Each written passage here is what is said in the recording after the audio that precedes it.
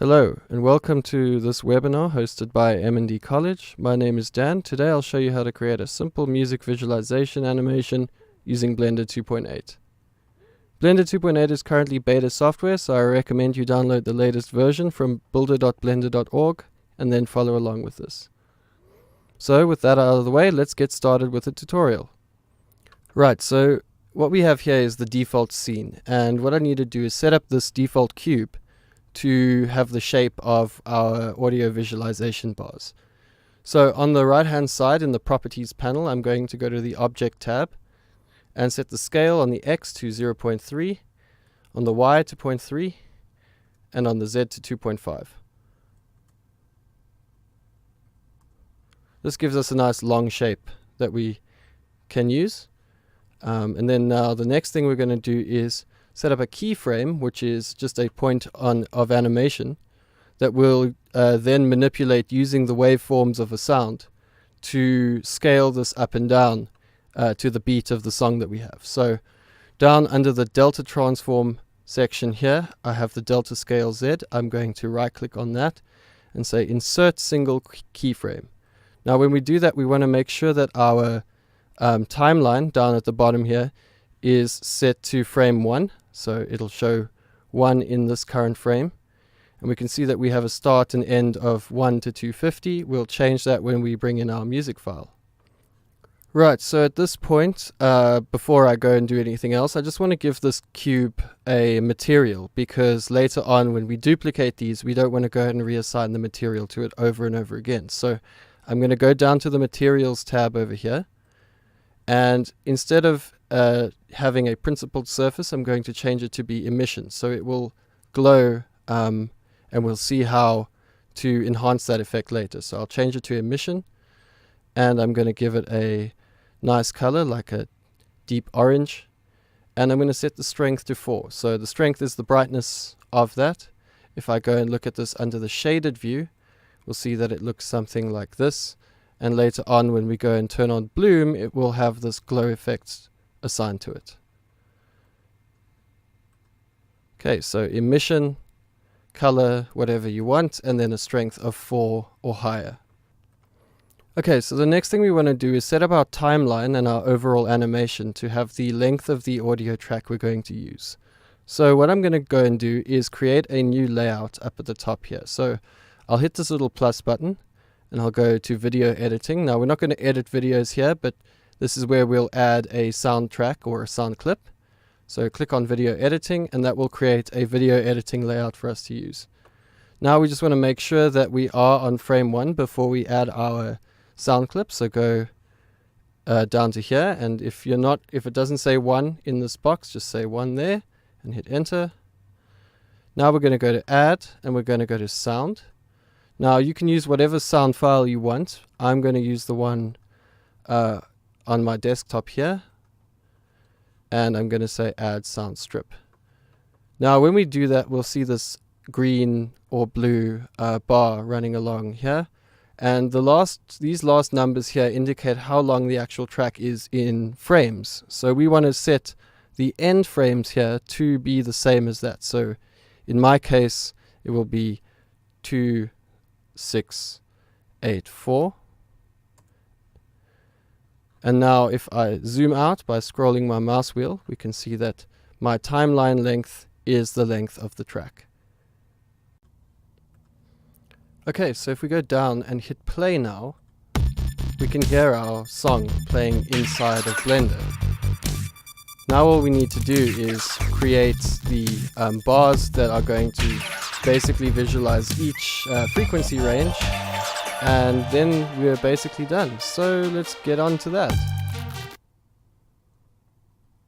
Okay, so I'm going to go back to the layout tab over here, and we can see we've got our bar here. So what I want to do quickly is just set up the 6 bars that we're going to visualize our frequency ranges. So what I do is hold down Shift and press D, so Shift D to duplicate.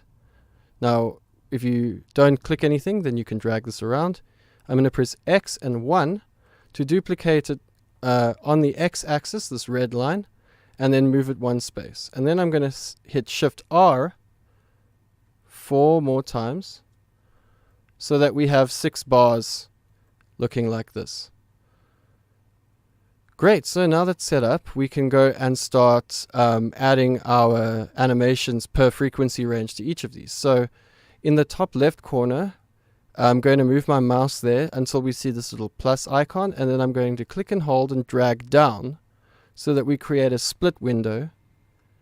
And then in the top left, I'm going to click on this little grid icon here and change it to the graph editor.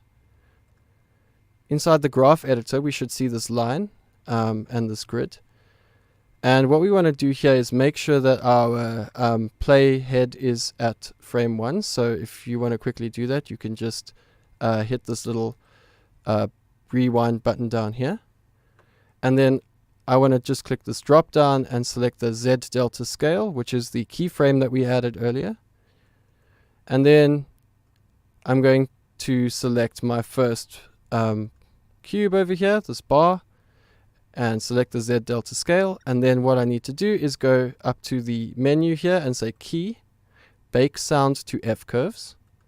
And then I'm going to go and find my sound clip. Now before you open it, so don't double click, we want to change the frequency range. So the lowest frequency is currently 0 and the highest is at 100,000. We want to reduce that. So we're going to set the frequency range from 0 to 120. And we also just want to change the attack time to be 0.015. Great. Now we can say bake sound to F curves. And what we should see now is that our F curves have changed to these lines over here. And if I hit play,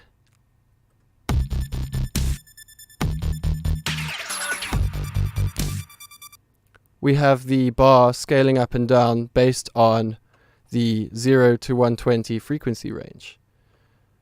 Right, so if you have hit play, just reset your playhead to frame 1. We want to do this each time, otherwise we're going to run into problems with audio sync. So I'm just going to hit the little back button here. Okay, so for the next one, all we need to do is select the second cube. And just to make it easier, I'm just going to change back to solid shading. And so with that second cube selected, make sure that your playhead is at frame 1. We'll go up to key, we'll say bake sounds to F curves, and we'll select our soundtrack again, and this time we're going to go from 120 to 250 and hit bake sound to F curves. Then we're going to go to the third one, key, bake sound to F curves, select that, and then go from 250 to 350.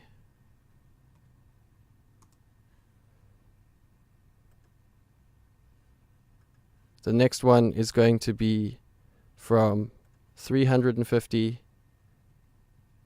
to 600.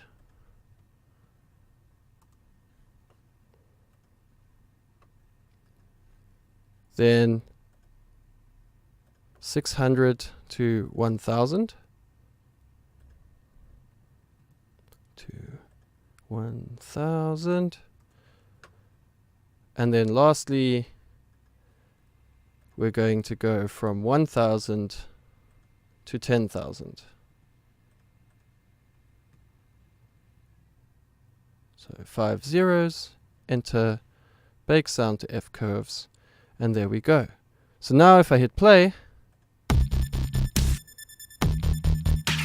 our sound should play and we get very interesting frequency response from each range, and everything's looking great. Right.